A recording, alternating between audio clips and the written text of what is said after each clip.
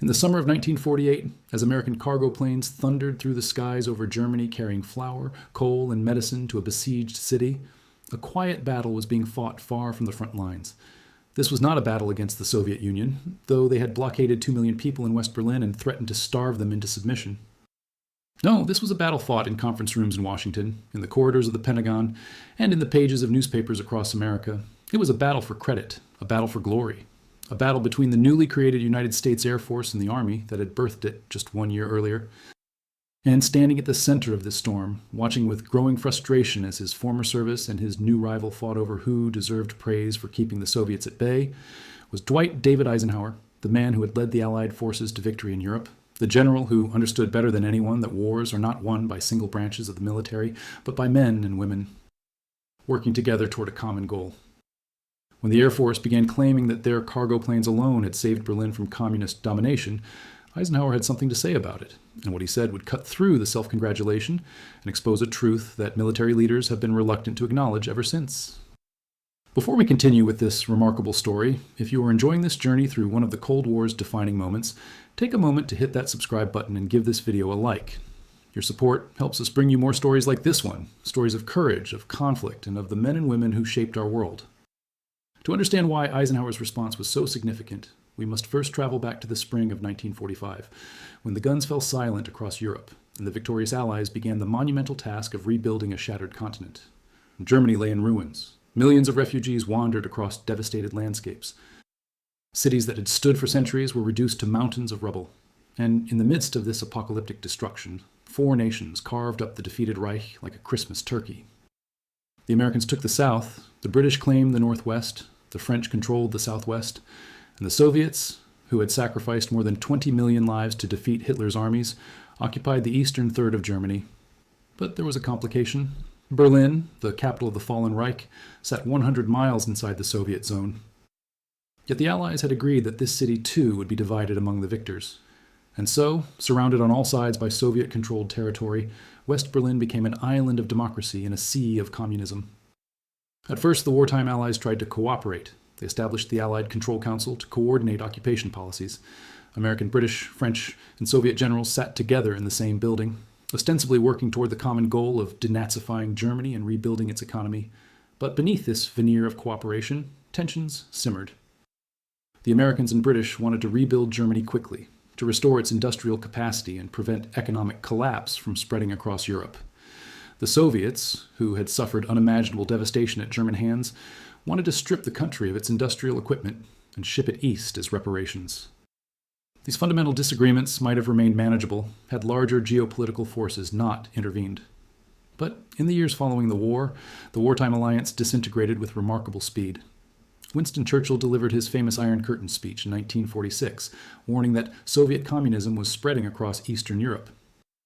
The Truman Doctrine committed America to supporting nations threatened by communist expansion, and the Marshall Plan offered billions of dollars in aid to rebuild Western Europe, aid that the Soviets viewed as an attempt to extend American economic domination across the continent. By early 1948, relations between East and West had deteriorated to the point of open hostility. The Soviets walked out of the Allied Control Council in March, citing Western violations of the Potsdam Agreements. American officials in Berlin reported increasing harassment of Western trains and trucks attempting to transit Soviet territory. And in Washington, policymakers began to discuss the previously unthinkable, that the Western powers might be forced to abandon Berlin altogether. The crisis came to a head on June 24, 1948. That morning, Soviet troops blocked all rail, road, and canal access to West Berlin. They cited technical difficulties on the railways. They claimed that bridges needed repair. They announced that the roads were closed for maintenance. But everyone understood what was really happening. Joseph Stalin was attempting to force the Western Allies out of Berlin by starving its 2 million residents into submission. The situation seemed hopeless. West Berlin had only enough food to last 36 days. Coal supplies would run out even sooner. Without electricity, factories would close. Without heat, people would freeze when winter came. And the Western Allies appeared to have no way of breaking the blockade. Without starting a war, they were ill prepared to fight.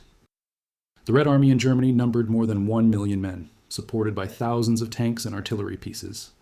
American forces in Europe had been dramatically reduced since the end of the war, leaving only a handful of infantry divisions to face the Soviet colossus. The British and French were in even worse shape. their military forces depleted by years of total war, and their economies struggling to recover from the devastation. A military confrontation to force open the land routes to Berlin seemed certain to end in disaster. It was in this moment of apparent defeat that one of the most audacious plans in military history took shape. General Lucius Clay, the military governor of the American zone in Germany, had been watching the Soviet harassment with growing anger. Clay was a hard-driving engineer who had made his reputation solving impossible logistical problems during the war. He had overseen the production miracle that supplied Allied forces across 3 continents, and he refused to accept that Berlin could not be saved. On June 25th, just one day after the blockade began, Clay gave the order that would change history. He commanded the Air Force to begin flying supplies into Berlin. It was an act of defiance that was only later authorized by President Harry Truman. Clay knew that the written agreements signed in 1945 guaranteed the Western Allies access to 3 air corridors linking Berlin to the Western zones. Unlike the roads and railways, these corridors were protected by explicit international agreement. If the Soviets wanted to close them, they would have to shoot down unarmed cargo planes, and that would be an act of war. The Berlin airlift, known to Americans as Operation Vittles and to the British as Operation Plainfare, began on June 26, 1948. That first day, 32 Douglas C-47 cargo planes lifted off from bases in western Germany and flew into Berlin carrying 80 tons of supplies. It was a pittance compared to what the city needed. Military planners had calculated that West Berlin required at least 4,500 tons of supplies every day just to survive. At 80 tons per day, the airlift seemed like a gesture of defiance rather than a practical solution. The C-47, known affectionately as the Goonie Bird, was a workhorse aircraft that had served throughout World War II as the primary transport of the Allied forces. It had dropped paratroopers over Normandy and Sicily. It had hauled supplies across the hump to China. It had flown countless missions in every theater of the war. But the C-47 was limited in what it could carry. Its maximum payload was approximately 3 tons, and its range required frequent refueling stops. For an operation of the scale that Berlin would require, it was simply inadequate. The airfields presented their own challenges. Tempelhof Airport, located in the American sector, had been a center of German civil aviation before the war. Its distinctive crescent-shaped terminal building had survived the bombing largely intact, but the runway facilities were limited.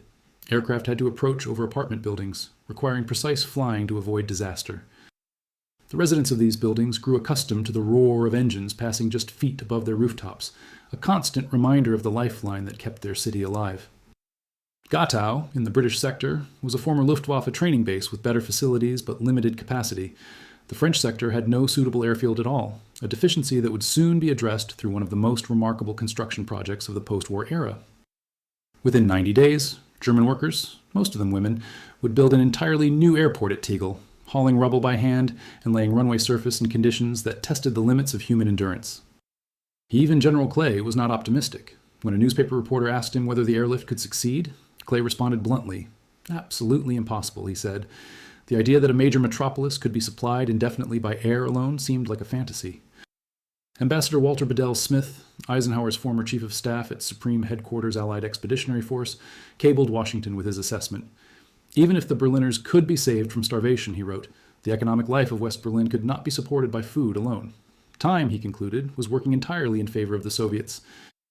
But what the skeptics failed to anticipate was the extraordinary determination of the men who would fly the airlift. Lieutenant General Curtis LeMay, commander of United States Air Forces in Europe, responded to Clay's request with characteristic confidence. When Clay asked if the Air Force could deliver coal, which was vital for Berlin's survival, LeMay replied simply, "We can deliver anything." He promptly arranged for additional aircraft and began building the complex organization that would make the seemingly impossible a reality. The challenges facing the airlift were staggering. The 3 air corridors into Berlin were each only 20 miles wide, creating a narrow funnel through which all flights had to pass. Berlin itself had only 2 airports capable of handling large aircraft, Tempelhof in the American sector and Gatow in the British sector. Both had been damaged during the war and lacked the infrastructure to handle the volume of traffic that would be required. Weather in northern Europe was notoriously unpredictable, with fog, rain, and snow limiting visibility for much of the year. And the Soviet Air Force, with hundreds of fighters based around Berlin, could harass the cargo planes at will. Despite these obstacles, the airlift grew at a remarkable pace. Within weeks, the daily tonnage had climbed from 80 to 1,000 tons. More aircraft arrived from bases across the world. American C-54 Skymasters, capable of carrying 4 times the cargo of the aging C-47s, were rushed to Germany. British pilots flew everything from converted bombers to flying boats that landed on the Havel Lake in Berlin. Even the Australians and South Africans contributed aircraft and crews. In August, Major General William Tunner arrived to take command of the Combined Airlift Task Force. Tunner was a legend in air transport circles, the man who had organized the Hump operation during World War II, flying supplies over the Himalayas from India to China. He was a perfectionist who believed that air transport could be made as efficient as a well-run assembly line. And he set about proving his theory in the skies over Germany. Tunner had earned the nickname Willie the Whip from subordinates who knew his demanding standards. He tolerated no excuses and accepted no failures. When he arrived in Germany, he found an operation that was enthusiastic but chaotic. Pilots competed to set speed records. Maintenance was barely adequate. Aircraft stood idle while crews rested. Record-keeping was scant. And publicity-seeking desk personnel occasionally disrupted operations by taking joyriding flights that interfered with the carefully scheduled traffic. Tunner immediately set about imposing discipline. He instituted what he called the block system, treating the entire airlift like a conveyor belt running continuously between Western Germany and Berlin. Every aircraft would follow exactly the same flight profile, at exactly the same speed, at exactly the same altitude. There would be no heroics, no improvisation, no deviation from the standard procedures. What Tunner wanted was boring efficiency, the same flight repeated thousands of times without variation. The pilots initially resisted. These were men who had flown combat missions during the war, who prided themselves on their individual skill and judgment. They did not take kindly to being told exactly how to fly their aircraft, but Tunner's methods produced results that could not be denied. Within weeks, the tonnage delivered to Berlin increased dramatically. Accidents decreased. And the airlift began to look like it might actually succeed. Under Tunner's leadership, the airlift was transformed from a desperate improvisation into a precision operation. He standardized procedures so that every pilot followed exactly the same flight profile. He instituted 3-minute intervals between aircraft, with planes flying at 15-minute intervals at each 500-foot level between 5,000 and 7,000 feet. He brought in skilled air traffic controllers from the United States and installed sophisticated radar systems to guide aircraft through the fog. He even hired beautiful German women to run snack carts near the American planes in Berlin, keeping crews close to their aircraft and minimizing turnaround time. The results were astonishing. By the fall of 1948, the airlift was delivering more than 4,000 tons of supplies daily. By the spring of 1949, daily deliveries regularly exceeded 8,000 tons. On one remarkable day in April, aircraft landed at Berlin's Tempelhof Airport every 45 seconds, delivering nearly 13,000 tons of cargo in 24 hours. It was the equivalent of 600 railroad cars of coal arriving by air in a single day. The human cost of this achievement was significant. Flying in harsh weather, often with minimal rest between missions, took a terrible toll on pilots and crews. Aircraft that had been pushed beyond their design limits suffered mechanical failures with increasing frequency. Accidents were inevitable in an operation of this scale, and they came with tragic regularity. A total of 65 Americans and Britons died during the airlift, their aircraft crashing into fog-shrouded hillsides or plunging into the streets of Berlin. Yet amid the exhaustion and danger, moments of humanity emerged that would come to symbolize the airlift in the popular imagination. Lieutenant Gale Halverson, a young pilot from Utah, noticed children gathered at the fence of Tempelhof Airport watching the planes land. He reached into his pocket and found 2 sticks of chewing gum, which he broke into pieces and handed through the fence. The children's gratitude was overwhelming. Halverson promised to return with more candy, telling the children to watch for his plane. He would wiggle his wings as he approached, so they would know which aircraft was his. True to his word, he began dropping small packages of candy attached to handkerchief parachutes as he approached the airport. Word spread among the children of Berlin, and soon hundreds were gathering to catch the treats from the sky. When Halverson's commanding officer learned of the unauthorized candy drops, the young lieutenant feared he was in serious trouble. Instead, the operation was enthusiastically endorsed and expanded. American candy manufacturers donated tons of sweets. Volunteers across the United States assembled small parachutes. And Operation Little Vittles, as it came to be called, became one of the most powerful propaganda victories of the early Cold War. The candy drops generated enormous positive publicity in both Germany and the United States. Halverson became known as the Candy Bomber, and his simple act of kindness humanized the airlift in ways that tonnage statistics never could. For the children of Berlin, many of whom had known nothing but war and deprivation their entire lives, the candy falling from the sky represented hope.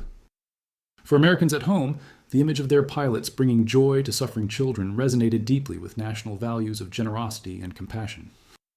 But the airlift continued, and with each passing week, the Soviet position grew more untenable. Stalin had gambled that the Western Allies would not be willing to sustain the enormous cost of supplying Berlin by air. He had assumed that the technical difficulties would prove insurmountable. He had expected that the people of West Berlin, facing another winter of cold and hunger, would eventually demand that their leaders accept Soviet terms. But the Berliners proved as determined as the pilots who supplied them. 300,000 West Berliners gathered at the Reichstag in September 1948 to declare their opposition to Soviet domination. They subsisted on rations, endured cold homes, lived with only 4 hours of electricity daily. They were offered food, fuel, and employment if they would abandon the western sectors and submit to Soviet control, but they refused. And their refusal, combined with the relentless determination of the airlift crews, eventually broke Stalin's will. The winter of 1948 to 49 was one of the coldest in memory. Temperatures plunged below zero, snow blanketed the city, and the people of West Berlin faced the prospect of freezing in their unheated apartments while waiting for the next plane load of coal to arrive from the sky. The airlift crews flew through conditions that pushed both men and machines to their limits. Fog rolled across the airfields, reducing visibility to near zero. Ice formed on wings and propellers, threatening to send aircraft plummeting from the sky. Ground crews worked in bitter cold, their bare hands sticking to frozen metal as they loaded cargo and serviced engines. Navigation was particularly challenging. The air corridors to Berlin were narrow, just 20 miles wide, and pilots had to stay precisely within them to avoid provoking Soviet interceptors. In clear weather, this was manageable. In fog and snow, with visibility measured in feet rather than miles, it required extraordinary skill and nerve. The introduction of ground-controlled approach radar helped, allowing air traffic controllers to guide aircraft to the runway even when pilots could see nothing outside their cockpits. Despite these obstacles, the airlift continued without pause. Christmas Day saw flights landing in Berlin just as they had every other day of the blockade.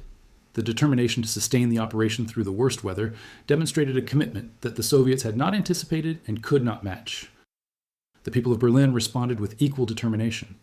Volunteers worked alongside the airlift crews, helping to unload cargo and transport supplies to distribution points across the city. Women removed rubble from bombed buildings to expand airport facilities. Children collected coal that had spilled from trucks, carrying it home to warm their families. And despite the hardships, morale remained remarkably high. On May 11, 1949, the Soviet Union quietly lifted the blockade. There were no dramatic announcements, no admissions of defeat. The Soviets simply allowed the trains and trucks to begin moving again, citing the completion of those phantom repairs that had supposedly required closing the routes in the first place. But everyone understood what had happened. The Western Allies had won. Berlin would remain free. The Soviet decision to end the blockade reflected multiple pressures that had accumulated over the preceding months. Most immediately, the Western counter-blockade was inflicting serious damage on the East German economy. The Soviets had cut off West Berlin from land access, but the West had responded by blocking shipments of coal, steel, and other vital materials to the Soviet zone. East German factories that depended on these imports found themselves unable to operate. The economic strain threatened political stability in a region the Soviets were still struggling to consolidate. Stalin had also miscalculated the Western response. He expected the Allies to back down rather than pay the enormous cost of sustaining Berlin by air. He assumed that the technical difficulties of an extended airlift would prove insurmountable. And he believed that the people of West Berlin, facing another winter of deprivation, would eventually pressure their leaders to accept Soviet terms. All of these assumptions proved wrong. The international propaganda disaster of the blockade further undermined Soviet interests. World opinion, initially sympathetic to legitimate Soviet concerns about German reconstruction, turned decisively against Moscow as the reality of the blockade became clear. The spectacle of American and British pilots risking their lives to bring food and medicine to innocent civilians, while Soviet troops blocked the roads, was a public relations catastrophe that damaged communist credibility worldwide. Perhaps most significantly, the Berlin crisis accelerated Western military integration in ways that ran directly counter to Soviet interests.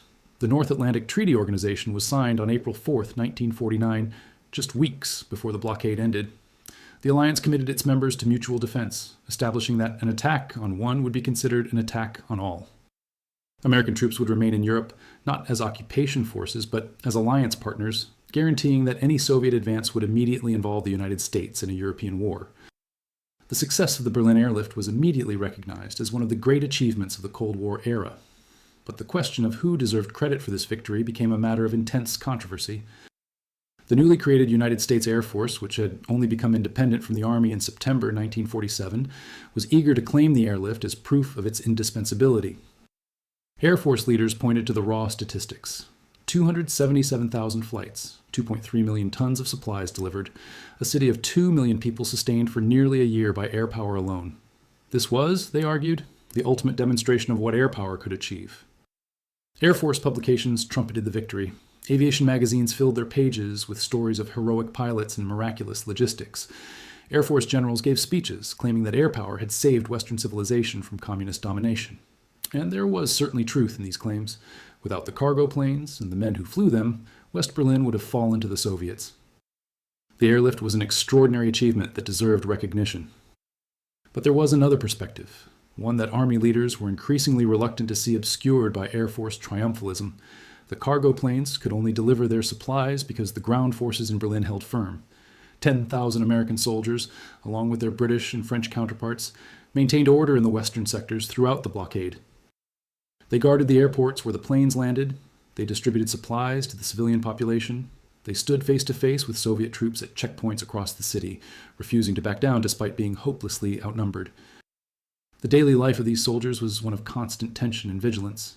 They patrolled the borders between sectors, watching for provocations that might escalate into conflict. They manned checkpoints where Soviet and Western personnel met face to face, each side measuring the other's resolve.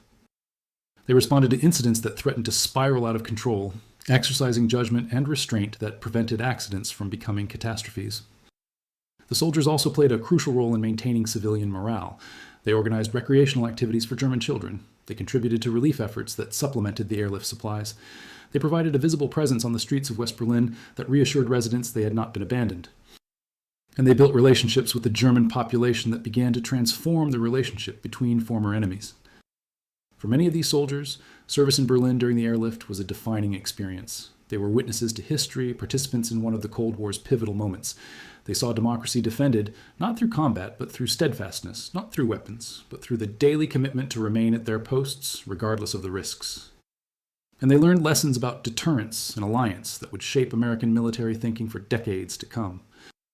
These ground forces were more than administrators and traffic cops.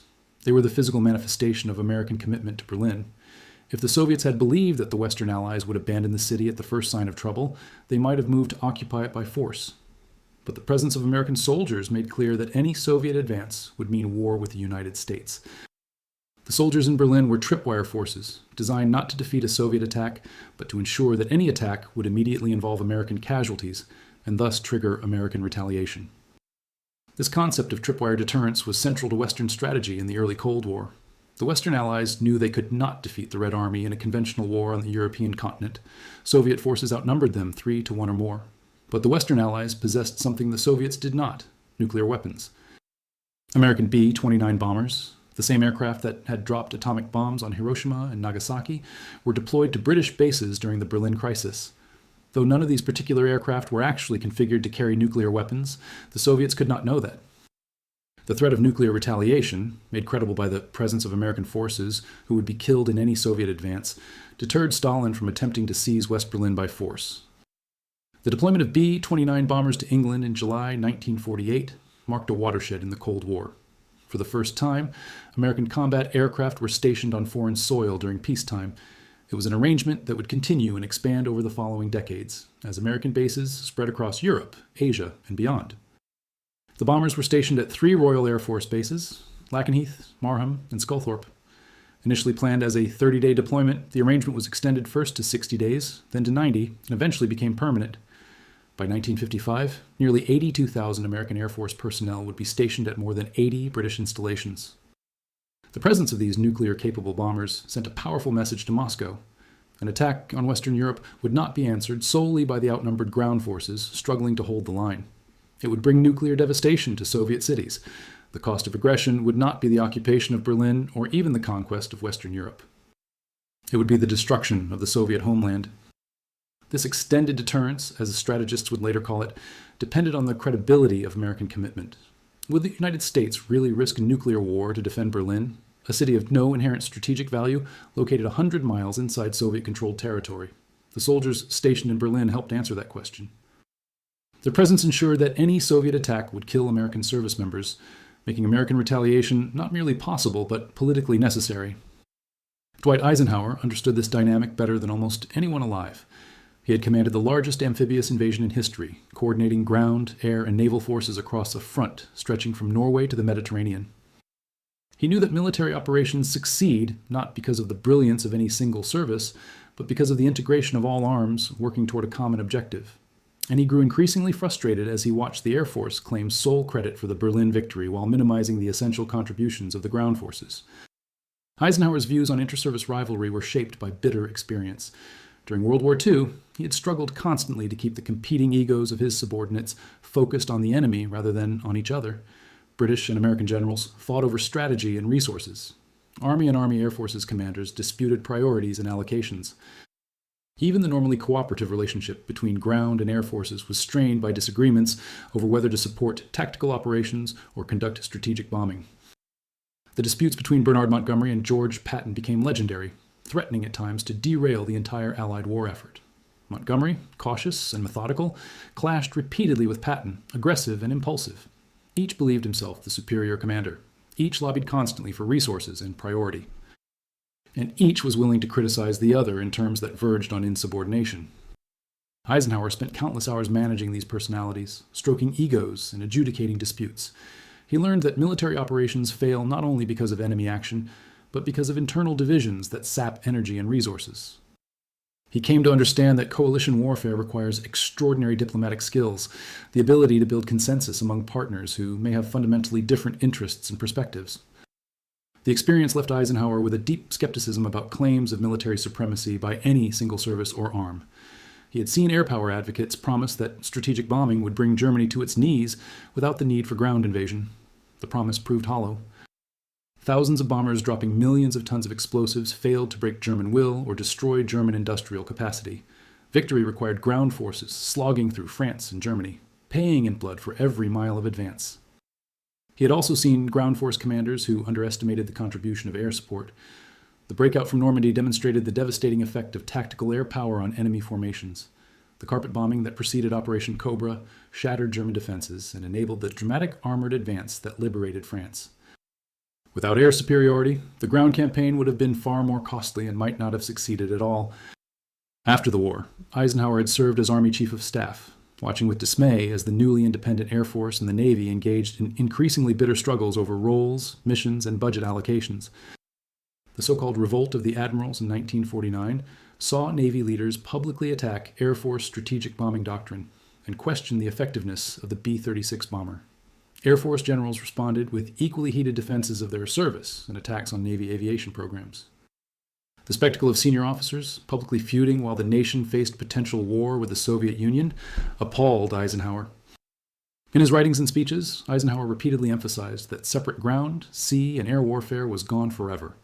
This was a lesson learned in blood during World War II, when commanders who tried to fight independently invariably failed, while those who integrated their forces achieved remarkable success. The lesson applied with even greater force in the nuclear age, when the consequences of failure might be the destruction of civilization itself. When Air Force leaders began claiming that they alone had kept the Soviets out of Berlin, Eisenhower saw this as not merely historically inaccurate, but potentially dangerous. If Americans came to believe that air power alone could guarantee their security, they might neglect the ground forces that remained essential to deterrence and defense. They might assume that wars could be won from the air without the sacrifice and commitment that ground combat required, and they might find themselves unprepared when the next crisis demanded a response that air power alone could not provide. The tension between Eisenhower's integrated approach to national defense and the Air Force's assertions of air power supremacy would continue throughout his career. When Eisenhower became president in 1953, he inherited a defense establishment racked by inter-service rivalry. The Army, Navy, and Air Force competed fiercely for budget allocations, each claiming that its capabilities were essential to national security, while implying that the other services were wasteful or redundant. Defense contractors amplified these disputes, lobbying Congress for weapon systems that would benefit their corporate interests, regardless of strategic necessity. Eisenhower responded with what became known as the New Look defense policy, which emphasized nuclear deterrence through strategic air power while reducing conventional ground forces. This might seem like a victory for Air Force advocates, but Eisenhower's motivations were primarily budgetary rather than doctrinal. He was determined to maintain American military strength without bankrupting the country, and nuclear weapons offered more bang for the buck than large standing armies. But he never accepted the Air Force argument that ground forces were obsolete, or that air power alone could guarantee American security. Indeed, as his presidency progressed, Eisenhower became increasingly concerned about what he called the military-industrial complex. In his farewell address in January 1961, he warned Americans about the acquisition of unwarranted influence by the conjunction of an immense military establishment and a large arms industry. He had watched for years as defense contractors and military services worked together to promote ever larger weapons programs, regardless of strategic necessity. He had seen how fear of the Soviet threat could be manipulated to justify massive spending that the country could not afford. And he had grown alarmed at the possibility that economic and political power might become concentrated in the hands of those who benefited from permanent military mobilization. The Berlin airlift remained a touchstone for these debates throughout the Cold War and beyond. Air Force historians emphasized the technological achievement and logistical brilliance of the operation. Army historians pointed to the essential role of ground forces in maintaining the Western presence in Berlin. Both perspectives contained important truths, but neither fully captured the complexity of what had happened in the summer of 1948. The real lesson of the Berlin airlift was not that air power had triumphed over Soviet aggression. It was that determination, creativity, and cooperation could achieve objectives that seemed impossible. The pilots who flew through fog and snow to deliver coal and flour demonstrated extraordinary courage and skill. The ground crews who kept the aircraft flying around the clock showed remarkable dedication. The soldiers who stood guard at checkpoints and airports proved that America would not abandon its commitments. The German workers who rebuilt Tempelhof and constructed an entirely new airport at Tegel in the French sector showed that former enemies could become allies. And the people of West Berlin, who endured hunger and cold rather than submit to tyranny, demonstrated that the human spirit could triumph over seemingly overwhelming force. These were the themes that Eisenhower emphasized whenever he spoke about Berlin. Not the superiority of one service over another, but the power of unified effort. Not the technology of air transport, but the determination of the people who made it work. Not American military might, but Western solidarity in the face of Soviet aggression. These were the lessons he believed Americans needed to learn if they were to prevail in the long struggle against communist expansion. The Berlin airlift also offered lessons about the limits of military power that Eisenhower took to heart. The airlift succeeded because it avoided direct confrontation with Soviet forces. The cargo planes flew through corridors guaranteed by international agreement, exploiting a gap in the Soviet blockade rather than challenging it directly. American ground forces in Berlin maintained a defensive posture, prepared to fight if attacked, but careful not to provoke an incident that might escalate to war. The nuclear-capable bombers sent to Britain were a signal of American resolve, but they were kept at a distance that allowed both sides to step back from the brink. This combination of firmness and restraint became characteristic of Eisenhower's approach to Cold War confrontations. As president, he would face crises in Korea, Indochina, Taiwan, and the Middle East. In each case, he sought to defend American interests without allowing conflicts to spiral into general war. He was willing to threaten the use of nuclear weapons to deter Soviet or Chinese aggression, but he was deeply reluctant to actually employ them. He understood that in the nuclear age, the consequences of miscalculation could be catastrophic. The Berlin crisis of 1948 also shaped Eisenhower's thinking about the importance of alliances.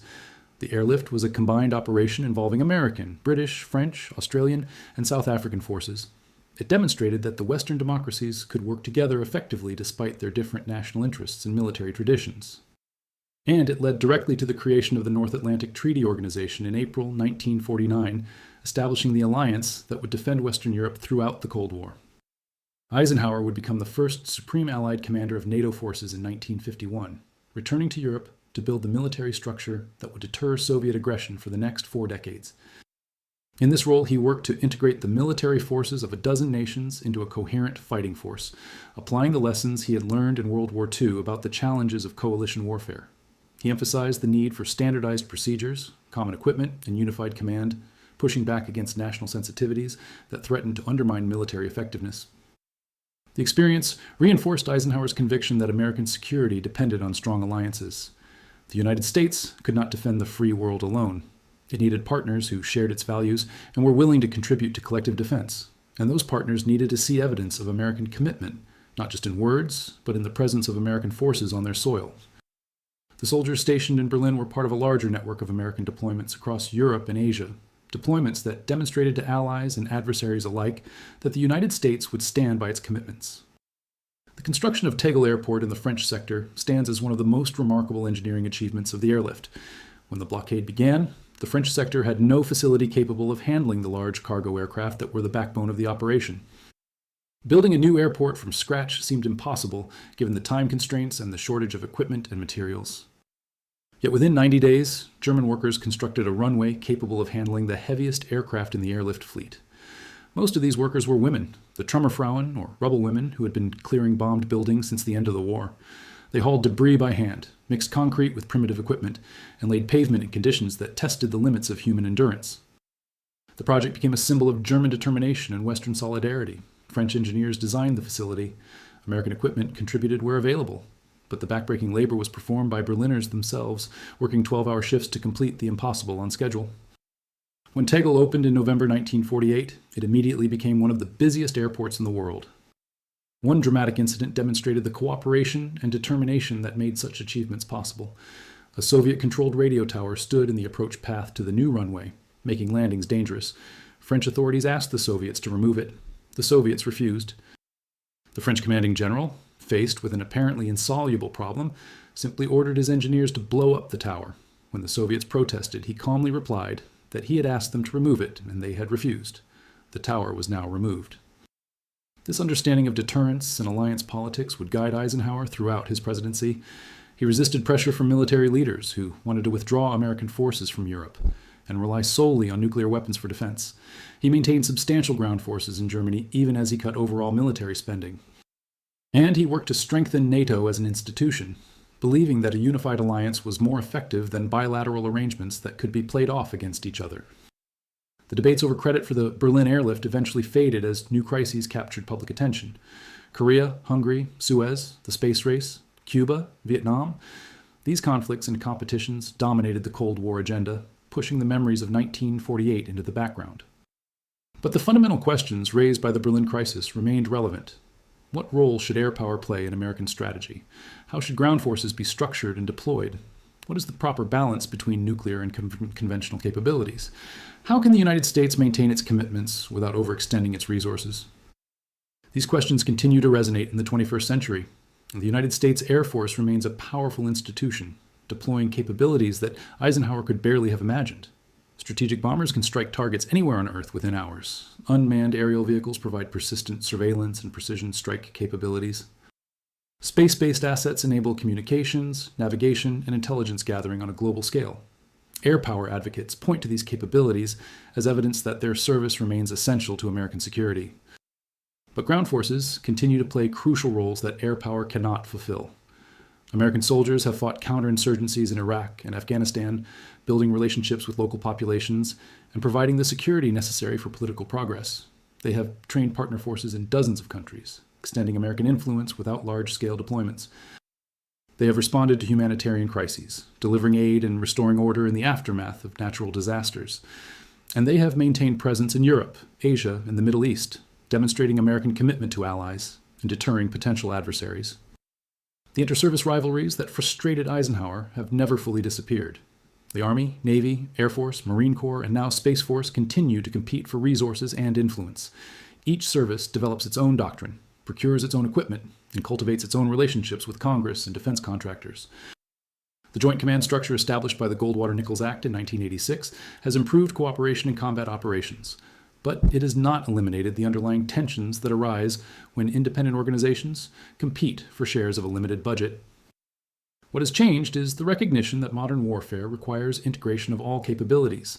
The precision strike revolution demonstrated in the Gulf War of 1991 combined air power with ground forces, naval assets, and space-based systems in ways that would have seemed like science fiction to the pilots of the Berlin airlift. Network-centric warfare connects sensors, shooters, and decision-makers across all domains, enabling capabilities that no single service could achieve alone. And the challenges of the 21st century, from counterterrorism to great power competition, demand responses that draw on the full spectrum of American military power. In this context, Eisenhower's insistence on unified effort remains as relevant as ever. The lesson of the Berlin airlift is not that air power won the Cold War or that ground forces were unnecessary. It is that determination, creativity, and cooperation can achieve objectives that seem impossible. The pilots and soldiers and civilians who sustained West Berlin in the face of Soviet blockade succeeded not because of the superiority of any particular technology or doctrine, but because they worked together toward a common goal with skill, courage, and persistence. This is the story that Eisenhower wanted Americans to remember, Not a tale of Air Force triumph or Army heroism, but a story of democratic nations uniting against tyranny, of military services cooperating despite their institutional rivalries, of ordinary people demonstrating extraordinary resolve in defense of their freedom. It is a story that speaks to the best traditions of American military service, professionalism, dedication, and the willingness to put mission above self-interest. The Berlin airlift lasted 324 days, from June 26, 1948 to September 30th, 1949. In that time, American and British aircraft flew more than 277,000 missions, delivering nearly 2.5 million tons of supplies to the beleaguered city. They proved that a major metropolis could be sustained by air power alone, a feat that military planners had considered impossible. And they demonstrated to the world that the Western democracies would not be bullied into abandoning their commitments. But the airlift was more than a logistical achievement. It was a turning point in the Cold War, a moment when the lines between East and West were drawn with unmistakable clarity. The creation of NATO, the division of Germany into two separate states, the 40-year confrontation between communist and capitalist systems, all of these developments flowed from the decisions made during the Berlin crisis of 1948. And at the heart of those decisions was the recognition that some things were worth fighting for, even at the risk of war. Dwight Eisenhower understood this better than most. He had seen what happened when democracies failed to stand up to aggression. He had watched Hitler's rise while the Western powers pursued appeasement. He had commanded the forces that eventually defeated Nazi tyranny at a cost of millions of lives, and he was determined that the mistakes of the 1930s would not be repeated. When he spoke about Berlin, Eisenhower emphasized not the glory of victory, but the necessity of vigilance. The Cold War was a long struggle that would require sustained commitment and careful judgment. The United States would need military forces capable of deterring aggression and responding to crises across the globe. But it would also need allies, diplomats, intelligence services, and economic strength. Military power was essential, but not sufficient. The real battle was for hearts and minds, for the future of nations emerging from colonialism, for the loyalty of populations tempted by communist promises of equality and justice. This broader perspective sometimes frustrated Air Force leaders who wanted their services' contributions to be recognized and rewarded. They had built an institution capable of remarkable achievements, from the Berlin airlift to the strategic bomber force that deterred Soviet nuclear attack. They believed that air power represented the future of warfare and deserved the resources to fulfill its potential. And they chafed at Eisenhower's balanced approach, which denied them the dominant role they felt they had earned. But Eisenhower refused to be swayed by service parochialism. He had spent his career managing egos and building coalitions. He knew that military organizations, like all institutions, tended to overestimate their own importance and undervalue the contributions of others, and he believed that the president's role was to see beyond these narrow perspectives to the broader national interest. The debate over who deserved credit for keeping the Soviets out of Berlin might seem like ancient history now. The Soviet Union collapsed more than 3 decades ago. Germany was reunified in 1990. The Cold War confrontation that defined global politics for nearly half a century has given way to new challenges and new competitors. But the questions raised by that debate remain pertinent. How should military forces be organized and employed? What is the proper relationship between air, ground, and naval power? How can the United States maintain its security without bankrupting itself or undermining the values it seeks to defend? These are questions that every generation must answer anew, drawing on the experiences of the past while adapting to the circumstances of the present. Eisenhower's answer, forged in the crucible of World War II and tested throughout the Cold War, was that victory comes from unity of purpose and effort. The Berlin airlift succeeded, not because the Air Force performed miracles, but because Americans and their allies committed themselves to a cause larger than any individual service or nation. The pilots deserved credit, certainly. But so did the ground crews, the soldiers, the diplomats, the German workers, and the civilians who endured hardship rather than submit to tyranny. This is the lesson that Eisenhower hoped Americans would take from the Berlin crisis. Not that air power had saved the day, but that determination and cooperation could overcome seemingly insurmountable obstacles. Not that the Air Force deserved pride of place, but that all who contributed to the common effort deserved recognition. And not that military power alone could guarantee security, but that strength and wisdom together might preserve the peace. The Berlin airlift stands as one of the great achievements of American military history. It demonstrated capabilities that no one thought possible and saved millions of people from communist domination. But its greatest legacy may be the questions it raised about how nations should organize their defenses and what they should fight to protect. These questions remain as urgent today as they were in the summer of 1948, when American cargo planes first thundered through the skies over Germany, carrying hope to a city under siege. Eisenhower spent the rest of his life grappling with these questions. As NATO commander, as president, and as an elder statesman in retirement, he worked to build a world in which American strength and wisdom might combine to prevent the catastrophe of another world war. He did not always succeed. The Cold War brought crises that tested American resolve and judgment. And the debates over military strategy that began in the aftermath of World War II continue to this day. But through it all, Eisenhower held to the conviction that national security required more than military power. It required alliances built on shared values. It required economies strong enough to sustain defense commitments over the long term. It required diplomacy capable of resolving disputes before they escalated to conflict. And it required citizens willing to sacrifice for causes larger than themselves. The story of what Eisenhower said when the Air Force took credit for keeping the Soviets out of Berlin is ultimately a story about these larger truths. It reminds us that military achievements, however impressive, are means rather than ends. It cautions us against the institutional rivalries that can distort judgment and waste resources. And it challenges us to think carefully about what we are defending and why. West Berlin remained free throughout the Cold War, a symbol of Western commitment and resilience in the face of communist pressure. The wall that divided the city for nearly 3 decades became the most visible manifestation of the Iron Curtain that Churchill had described. And when that wall finally fell in 1989, it marked not just the reunification of Germany, but the triumph of the ideals for which the Berlin airlift had been fought. Eisenhower did not live to see that triumph. He died in 1969, still warning about the dangers of the military-industrial complex and urging his countrymen to maintain their vigilance. But the principles he articulated remained influential, shaping American strategy through the final decades of the Cold War and into the uncertain era that followed. Today, as new challenges test American resolve, the lessons of the Berlin airlift remain relevant. Determination can overcome seemingly impossible obstacles. Cooperation across services and nations multiplies effectiveness. And the willingness to stand firm in defense of freedom, even at great cost, can ultimately prevail against those who would impose their will by force. This is the legacy of the men and women who sustained West Berlin during the darkest days of the Cold War. And this is the lesson that Eisenhower wanted his countrymen to remember, long after the debates over credit and glory had faded into history. Victory belongs not to any single service or nation, but to all who unite in defense of the values that make freedom possible. The skies over Berlin have been quiet for many years now. The roar of cargo planes no longer echoes through the streets of Tempelhof. The confrontation between East and West that once threatened to engulf the world in nuclear fire has given way to new alignments and new dangers.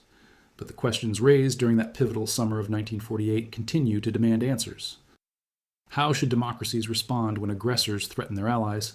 What role should military power play in preserving peace? How can nations maintain their strength without sacrificing the values they seek to defend? These are the questions that Eisenhower wrestled with throughout his career. They are questions that every generation must confront. And the answers we give will shape the world our children inherit. The Berlin airlift reminds us that there are no easy answers. Victory required extraordinary effort, tragic sacrifice, and unwavering commitment. It required cooperation among services that often seemed more interested in fighting each other than in defeating the common enemy.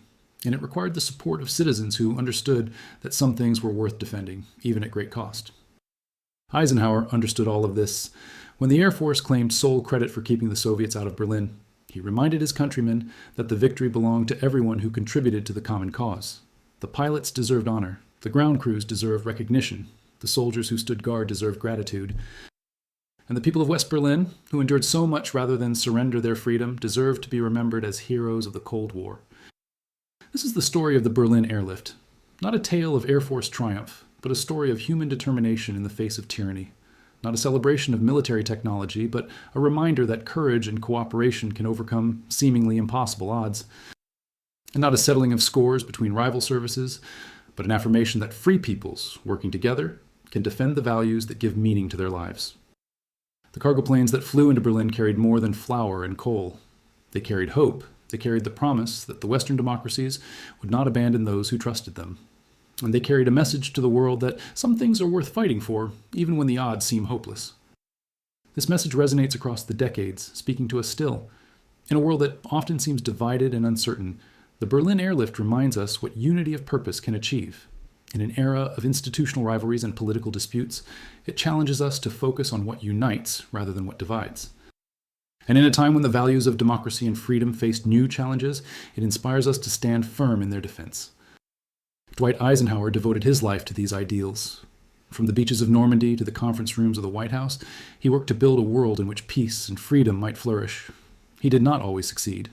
The challenges he faced were formidable, and the mistakes he made were real. But his fundamental insight that victory requires unity of effort and purpose remains as valid today as it was in the summer of 1948. The next time you hear someone claim that air power won the Cold War, remember the soldiers who stood guard at checkpoints in Berlin. Remember the ground crews who kept the planes flying through the night. Remember the German workers who rebuilt airports under impossible conditions. Remember the civilians who chose cold and hunger over submission to tyranny.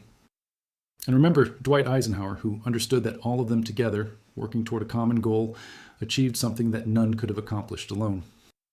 This is the true lesson of the Berlin airlift. Not the triumph of technology or the glory of any single service, but the power of determination, cooperation, and shared commitment to a cause worth defending. It is a lesson we would do well to remember in our own troubled times,